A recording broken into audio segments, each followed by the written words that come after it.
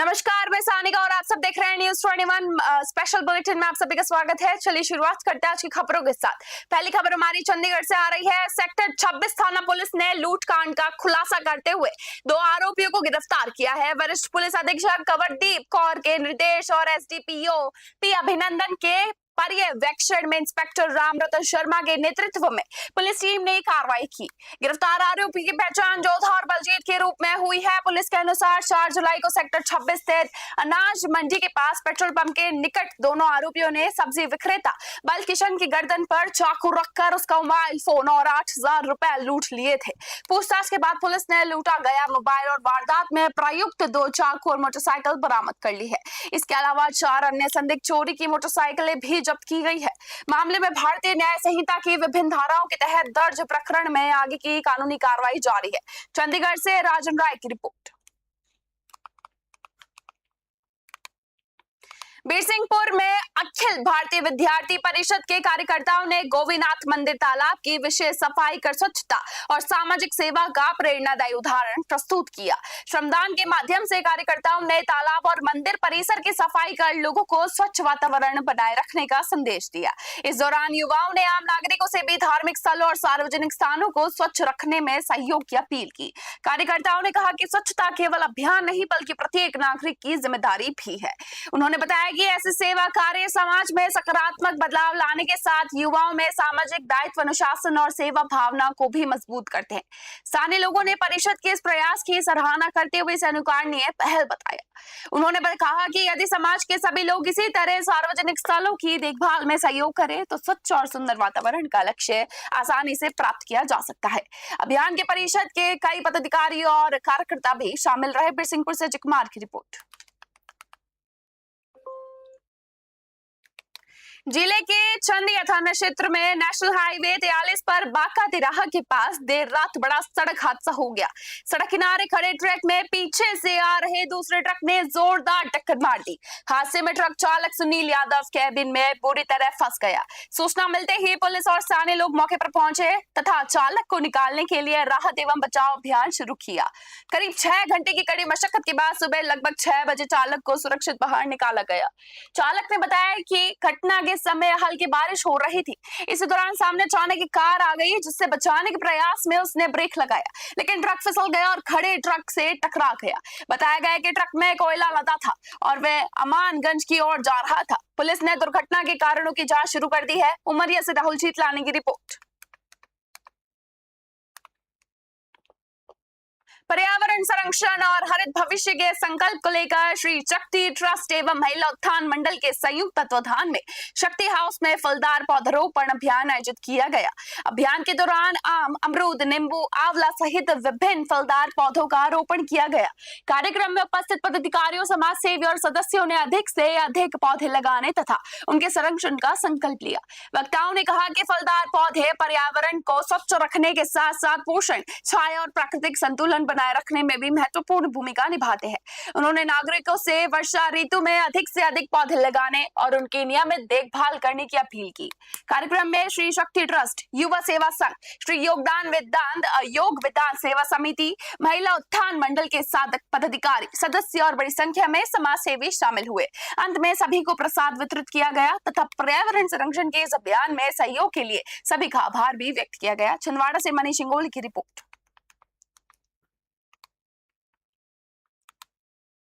राष्ट्रीय जनता दल के 30वें स्थापना दिवस के अवसर पर झुमरी तलैया स्थित शिव वाटिका भव्य कार्यक्रम का आयोजन किया गया। कार्यक्रम की शुरुआत झंडोत्तोलन के साथ हुई, जिसमें पार्टी के वरिष्ठ नेताओं, पदाधिकारियों, कार्यकर्ताओं और समर्थकों ने उत्साहपूर्वक भाग लिया। इस अवसर पर वक्ताओं ने पार्टी की विचारधारा, संगठनात्मक यात्रा और जनहित में किए गए कार्यों पर प्रकाश डाला। उन्होंने कार्यकर्ताओं से संगठन को बूथ स्तर तक मजबूत करने और आम जनता के बीच पार्टी की नीतियों को पहुंचाने का आह्वान किया। नेताओं ने कहा कि संगठन की मजबूती ही जनता की आवाज को प्रभावी ढंग से उठाने का आधार है। कार्यक्रम में उपस्थित कार्यकर्ताओं ने पार्टी को और ज्यादा मजबूत बनाने तथा जनसेवा के लिए समर्पित होकर कार्य करने का संकल्प लिया। पूरे आयोजन के दौरान उत्साह और एकजुटता का माहौल देखने को मिला। अंत में सभी कार्यकर्ताओं ने स्थापना दिवस की शुभकामनाएं देते हुए संगठन की मजबूती के लिए मिलकर काम करने का संकल्प दोहराया। कोडरमा से प्रभु कुमार राणा की रिपोर्ट।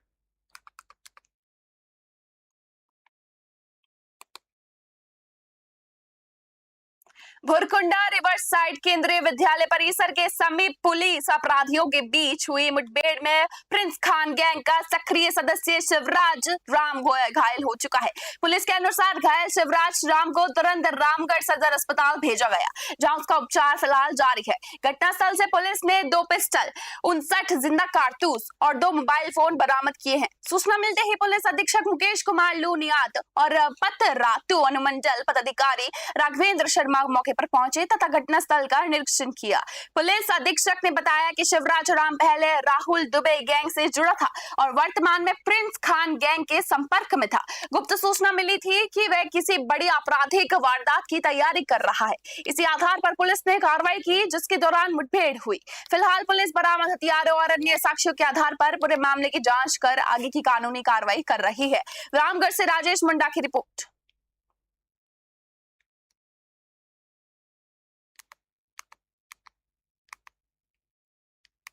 थाना क्षेत्र के निवासी अपराध कर्मी शिवराज उर्फ शिवा कुछ संदिग्ध गतिविधियों में संलिप्त है। ये हाल फिलहाल में ही जेल से बाहर निकल कर आया है। इसी क्रम में रांची और धनबाद पुलिस के माध्यम से भी सूचना प्राप्त हुई कि ये किसी बड़ी घटना को अंजाम देने की फिराक में है। तो विगत रात्रि रांची पुलिस, धनबाद पुलिस और रामगढ़ पुलिस की संयुक्त छापेमारी में अपराध कर्मी शिवराज उर्फ शिवा को हिरासत में लिया गया। विगत कुछ दिनों से शहर पुलिस ने गुम हुए मोबाइल फोन तलाशने के अभियान में बड़ी सफलता हासिल करते हुए पिछले 2 महीने में करीब 50 मोबाइल फोन बरामद कर उनके वास्तविक मालिकों को सौंप दिए हैं। बरामद मोबाइलों की कुल कीमत लगभग 7.5 लाख रुपए बताई जा रही है। पुलिस अधीक्षक नीलेश तांबे और पुलिस निरीक्षक संग्राम पाटिल के निर्देश पर गठित विशेष टीम ने केंद्र सरकार के CEIR पोर्टल और आधुनिक तकनीकी संसाधनों की मदद से मोबाइल फोन का पता लगाया। जांच के दौरान मुंबई, पुणे, संभाजीनगर, अमरावती और जलगांव सहित विभिन्न स्थानों से मोबाइल बरामद किए गए। पुलिस के अनुसार कई लोगों ने कम कीमत के लालच में मोबाइल अनजान व्यक्तियों से खरीद लिए थे। आवश्यक कानूनी प्रक्रिया पूरी करने के बाद सभी मोबाइल उनके असली मालिकों को वापस सौंप दिए गए। अपने खोए हुए मोबाइल वापस मिलने पर नागरिकों ने बुल्डाना पुलिस का आभार व्यक्त किया और इस अभियान की काफी ज्यादा सराहना की। बुल्डाना से प्रशांत सबकाल की रिपोर्ट। बुलढाणा शहर पोलीस स्टेशन हद्दीतील नागरिकांचे वेळोवेळी जे काही मोबाईल गहाळ झाले किंवा चोरी झाले अशा मोबाईलचा शोध घेण्यासाठी जिल्ह्याचे पोलीस अधीक्षक माननीय निलेश तांबे सर, अपर पोलीस अधीक्षक माननीय अमोल गायकवाड साहेब यांच्या मार्गदर्शनाखाली बुलढाणा शहर पोलीस स्टेशनचे डिटेक्शन ब्रांचचे पथक PSI मोरे साहेब, पोलीस कॉन्स्टेबल युवराज शिंदे, पोलीस कॉन्स्टेबल सोनूने यांच्या पथकाने CEIR पोर्टल आणि इतर तांत्रिक बाबींच्या मदतीने बुलढाणा शहर पोलीस पिछले 3-4 दिनों से लगातार हो रही मूसलाधार बारिश ने पुणे और आसपास के क्षेत्रों में जनजीवन पूरी तरह प्रभावित कर दिया है। लगातार वर्षा के कारण कई इलाकों में जलभराव की स्थिति बन गई है, जबकि यातायात व्यवस्था भी प्रभावित हुई है। सुरक्षा के मद्देनजर प्रशासन ने पुराने और नए मुंबई पुणे हाईवे पर आवागमन अस्थायी रूप से रोक दिया है, जिससे वाहनों की लंबी कतारें लग गई है। उधर तीर्थ नगरी आलंदी में इंद्रायणी नदी का जलस्तर तेजी से बढ़ने के कारण नदी पर बने पुल के ऊपर से पानी बहने लगा है, जिसके बाद पुलिस को एहतियातन बंद कर दिया गया है। पुल को एहतियातन बंद कर दिया गया है। इसी वजह से बाढ़ का पानी कई रिहायशी इलाकों और बाजारों में भी घुस गया है, जिससे दुकानदारों को नुकसान उठाना पड़ रहा है। प्रशासन राहत एवं बचाव कार्य में जुटा हुआ है और लोगों से नदी किनारे तथा निचले क्षेत्रों में जाने से बचने की अपील की है। नागरिकों को आवश्यक होने पर ही घरों से बाहर निकलकर प्रशासन के निर्देशों का पालन करने की सलाह दी गई है। पुणे से प्रवीण कुमार सबकाल की रिपोर्ट।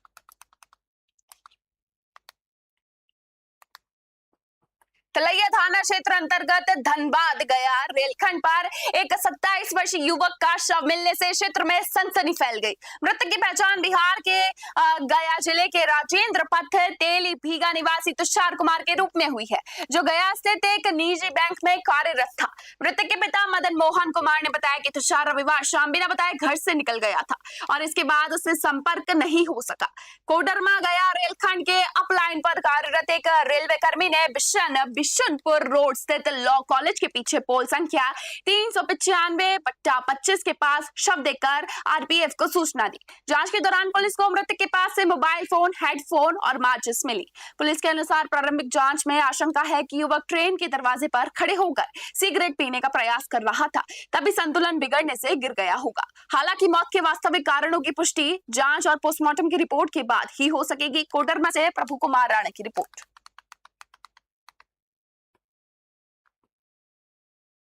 जिले के जनपद पंचायत करकेली अंतर्गत ग्राम पंचायत घुलघुली स्थित शासकीय उच्चतर माध्यमिक विद्यालय के प्रस्तावित स्थानांतरण को लेकर विधायक शिव नारायण सिंह की अध्यक्षता में महत्वपूर्ण बैठक आयोजित की गई।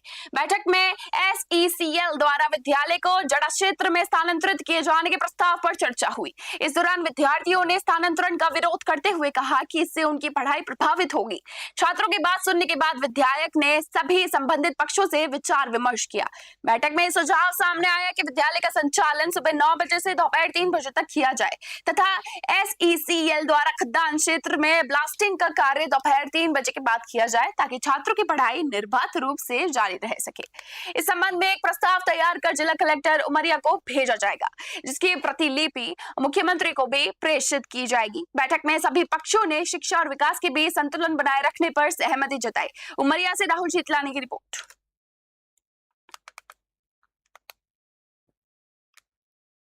आज माननीय विधायक जी आए थे, तो विधायक जी और जनप्रतिनिधि जिला पंचायत सदस्य वगैरह, जनपद सदस्य वगैरह, ग्राम रीजन आवड़ सभी लोग आए थे। उन सबका सब लोगों ने आपस में निर्णय लिया, सब लोगों ने आपस में चर्चा की और विधायक जी ने पूरे स्कूल की स्थिति को देखा। स्कूल को काफ़ी खंडहर टाइप के जाते स्कूल देखा। इस तरफ से थोड़ा कम्युनिटी के छू रहे हैं, उस तरफ के कमरे जो है जहाँ लाइन। जैसे कि आपने कहा कि धनवाही भी विस्थापित हो चुकी है और SSCL प्रबंधन ने वहाँ के विद्यालय, आंगनवाड़ी, प्राथमिक शाला, माध्यमिक शाला जो संचालित हो रहे थे विद्यालय, सरकारी भवन, उनके लिए SSCL प्रबंधन ने राशि उपलब्ध विभाग को करा दी है। और भवन इसलिए विलम्ब है कि ज़मीन के कारण कहाँ व्यवस्थित बनाया जाए, कैंपस बनाया जाता है कि ये सारे गांव के लोग एक कैंपस में बच्चे पढ़ सकें। जैसे CM राज स्कूल आज 5000 बच्चे एक साथ पढ़ रहे हैं। स्पेशल बुलेटिन में बस इतना ही। देखते रहिए News 21। धन्यवाद।